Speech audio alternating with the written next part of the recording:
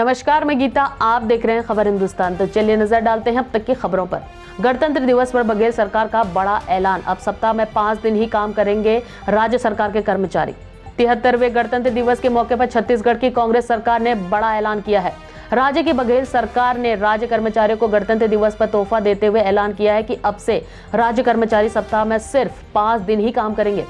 राज्य सरकार ने इसके अलावा गणतंत्र दिवस पर कई अन्य घोषणाएं की। राज्य की बघेल सरकार ने पेंशन के लिए अंशदायी पेंशन योजना के हिस्से के रूप में राज्य का योगदान 10% से बढ़ाकर 14% करने की घोषणा की। बजट सत्र में अलग अलग समय पर 5-5 घंटे चलेगी लोकसभा और राज्यसभा की कार्यवाही। संसद के बजट सत्र के पहले चरण के दौरान लोकसभा और राज्यसभा की बैठकें दिन में अलग अलग समय पर आयोजित होगी ताकि कोविड से संबंधित सामाजिक दूरी के नियमों का पालन हो सके। आगामी 31 जनवरी से आरंभ हो रहे बजट सत्र के दौरान दोनों सदनों की बैठकें अलग अलग पर 5-5 घंटों के लिए होगी।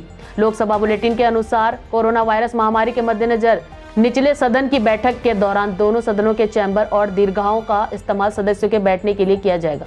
अमित शाह जाट नेताओं से आज करेंगे मुलाकात। बीजेपी पश्चिमी उत्तर प्रदेश में अपना वोट बैंक मजबूत करने का एक और मौका नहीं छोड़ना चाहती है। पार्टी के नेता लगातार इस इलाके में अपनी पहुंच बनाने में लगे हुए हैं। इसी कड़ी में बुधवार यानी आज अमित शाह जाट बिरादरी के 250 से अधिक नेताओं के साथ बैठक करने जा रहे हैं। यह बैठक जाट बिरादरी के वोट बैंक को अपने पाले में करने के लिए की जा रही है। दरअसल पश्चिमी उत्तर प्रदेश में 26 जिलों में से 18 में इस बिरादरी का दबदबा माना जाता है। यहाँ 17% वोट जाट समुदाय के हैं। सीएम धामी का दावा 60 से ज्यादा सीटें जीतेंगी। हरिद्वार में उत्तराखंड के मुख्यमंत्री पुष्कर सिंह धामी ने कहा, हम अपनी जीत के प्रति पूर्णतः आश्वस्त हैं। हरिद्वार में हमारी पिछली बार से अधिक सीटें आने वाली हैं। उन्होंने कहा कि पूरे उत्तराखंड में इस बार हमने जो 60 पार का नारा दिया है वो पूरा होगा।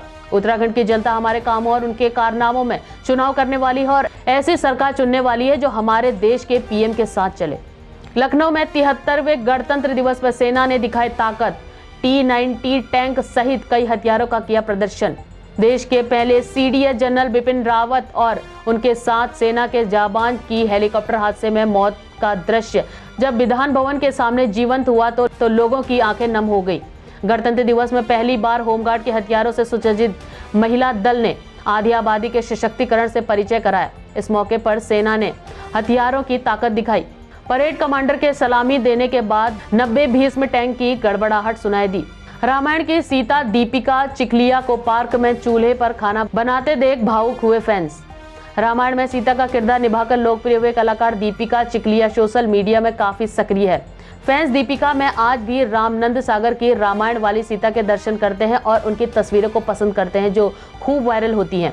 अब दीपिका ने एक ऐसा वीडियो पोस्ट किया है जिसे देख फैंस आनंद से भावुक हो रहे हैं। इस वीडियो में दीपिका लकड़ी के चूल्हे पर खाना बनाती नजर आ रही हैं।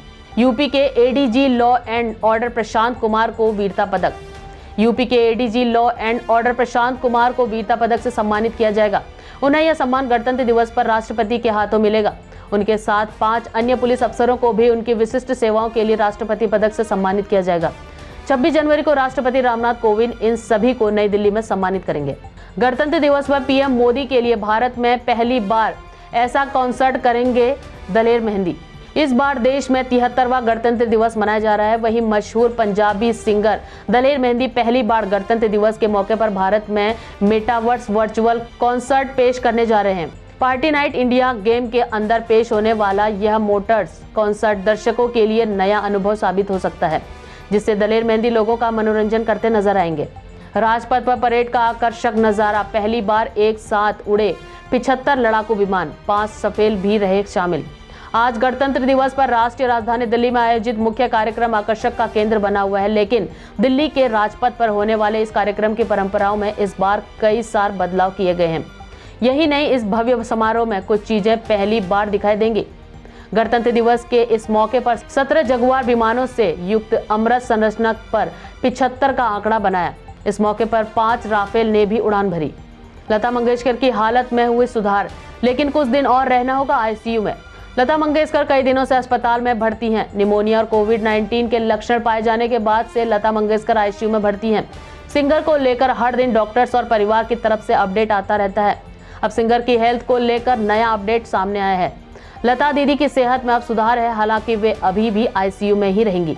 तो ये थी अब तक की खबरें। अगला अपडेट पाने के लिए देखते रहिए खबर हिंदुस्तान।